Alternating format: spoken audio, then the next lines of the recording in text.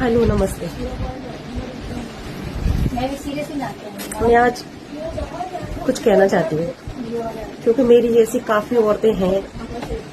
जैसे मैंने निशा लांबा दीदी का वीडियो देखा था एक, उनका कहना अपनी जगह बिल्कुल सही था।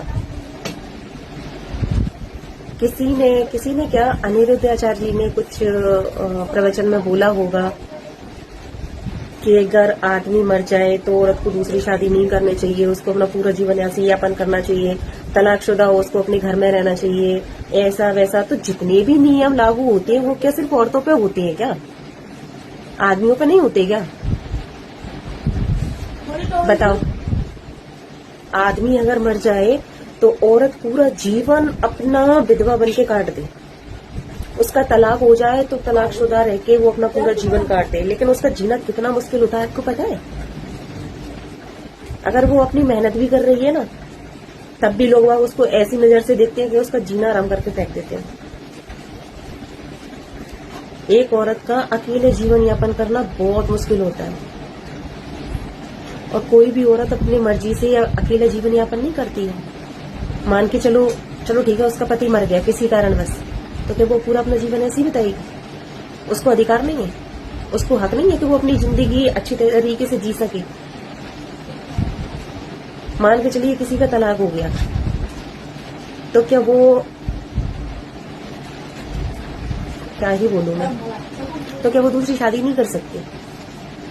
चलो ठीक है, वो दूसरी शादी नहीं कर सकती, कहाँ रहेगी, क्या करेगी? अपने मायके में भी रहती है, क्योंकि जब ससुराल से उसको कोई प्रॉब्लम होती है तो एक लड़की अपने मायके में आके रहती है,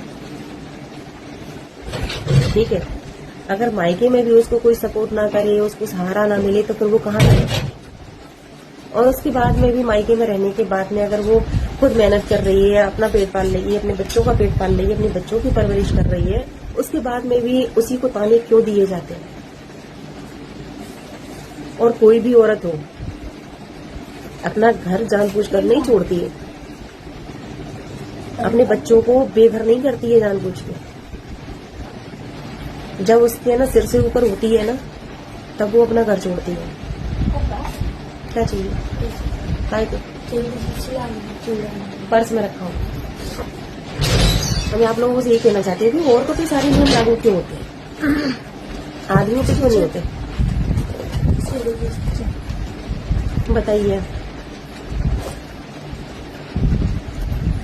औरतें जितना बर्दाश्त करती हैं, जब तक वो बेटी बन के मायके में रहती है, तब तक मायके वालों का उनके ऊपर लोड रहता है, मायके वालों की टेंशन रहती है, उनको खुद को टेंशन रहती है कि हमसे कभी कोई लाइफ में ऐसा काम ना हो जिसकी वजह से मेरे मायके वालों को नीचा देखना पड़े, ठीक है। सबसे डर के रहती है, सहम के रहती है, और घर से कहीं जाती नहीं है, कुछ भी नहीं करती है ऐसा। और जब वही लड़की मायके से ससुराल में जाती है तो वहां पर भी उसकी सेम वही कंडीशन होती है। वहां ससुराल वालों के ताने सुनने को मिलते हैं। अच्छा काम कर रही है तो, बुरा काम कर रही है तो, बुरा तो घर कोई करती ही नहीं है। अपने ससुराल में जाएंगे, जो भी लड़की है अपने घर को स्वर्ग बनाने की कोशिश करती है।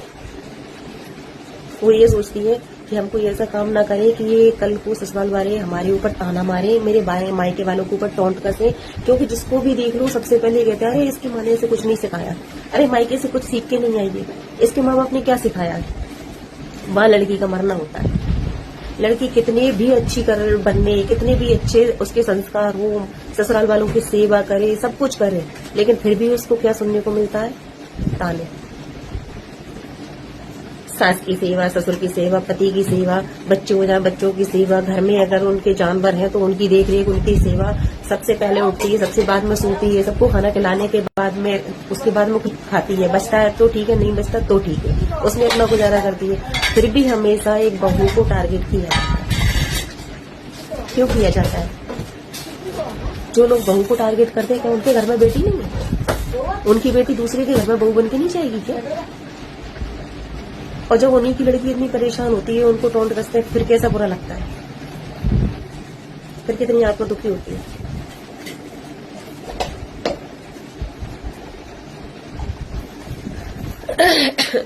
मैं खुद एक डिवोर्सी हूँ। मेरे पति ने दूसरी शादी की, मुझे कोई फर्क नहीं पड़ता। तो उसने मेरी केयर नहीं की, मैंने उसको छोड़ दिया। कहाँ तक मारपीट सहन करें? हर चीज की एक हद होती है। मार खाने की भी एक हद होती है, गाने सुनने की भी एक हद होती है, हर एक चीज की एक हद होती है। और कुछ लोग होते हैं ऐसे कसाई जो सिर्फ औरत को ही है ना जानवर समझते हैं। तो भाई जानवर की अभी जान होती है, हम तो इंसान है। हम तुम्हारा काम कर रहे हैं, तुम्हारे परिवार को संभाल रहे हैं, तुम्हारे परिवार को एक स्वर्ग की तरह बना के रख रहे हैं, तुम्हारे बच्चे पैदा कर रहे हैं, आगे वंश बढ़ा रहे हैं। हम क्या कोई बुरा कर रहे हैं जो तुम हमें जानवरों की तरह पीटते हो? किसी के माँ बाप अच्छे होते हैं, बच्चों का सपोर्ट करते हैं, खासतौर से बेटी का। किसी के माँ बाप ऐसे होते हैं जो सिर्फ मतलब ही होते हैं। क्या ही कहूँ, वो तो जिसपे जो बीतती है ना वही जानता है। और मैं आप लोगों को सिर्फ यही कहना चाहूंगी, जैसे निशा दीदी ने भी बोला था, निशा लांबा दी ने, कि अगर बेटी ससुराल में दुखी है और अगर उसके पति ने उस पर एक ही बार हाथ उठाया है तो बेटी को यही बोलो कि बेटा तू आ जा, जो होगा देखा जाए। ठीक है, तो हमने भी यही किया था। हम भी कुछ ऐसा करने वाले थे कि आज इस दुनिया में नहीं रहते, लेकिन मेरे माँ बाप ने मेरा सपोर्ट किया। मेरे पापा गए, मुझे लेके आए, और आज देखिए मैं अपनी मेहनत कर रही हूँ, अपने बच्चों को पाल रही हूँ, बढ़िया से रह रही हूँ, और किसी की टेंशन भी नहीं करती, सोचती भी नहीं हूँ कोई मेरे बारे में क्या कहता है, क्योंकि लोगों का काम है कहने का। सबसे बड़ा रोग क्या कहेंगे लोग। लोगों की बातों को सुन के चलोगे ना तो जीना मुश्किल हो जाता है। लोग क्या कह रहे हैं क्या नहीं कह रहे हैं, इस कान से सुनो, इससे निकालो, बिंदास रहो मेरी तरह। मैंने माना सबकी लाइफ में कष्ट होते हैं, किसी की लाइफ ऐसी नहीं है जिसकी लाइफ में टेंशन ना हो, परेशानियां ना हो। हर एक की लाइफ में होता है, सब परेशान होते हैं। ये सोच के चलो कि जब भगवान राम इस दुनिया में इंसान का रूप लेके आए, सीता माता, ठीक है, उन्होंने कितना कष्ट उठाया, 14 साल का वनवास काटा, क्या कुछ नहीं सहन किया उन्होंने, 14 साल जंगल में रहे। हम तो फिर भी उनके बनाए हुए माटी के पुतले हैं और अपने घर में रह रहे हैं। तो जब उन्होंने इतना संघर्ष किया भगवान होने के बावजूद, अपन तो इंसान है, माटी के पुतले हैं, उनके बनाए हुए माटी के पुतले हैं, कुछ नहीं है अपन। तो इसलिए मैं हमेशा बिंदास रहती हूँ, मेरी सोच सबसे हटके है, मैं सबसे हटके सोचती हूँ, सबसे हटके ही काम करती हूँ।